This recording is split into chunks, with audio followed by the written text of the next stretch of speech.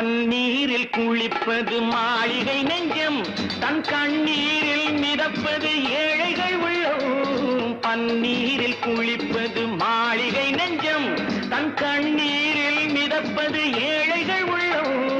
படைத்தான் ஒரு உலகம், பணம் தான் அதன் உருவம், எதுவும் இதில் அடக்கம்.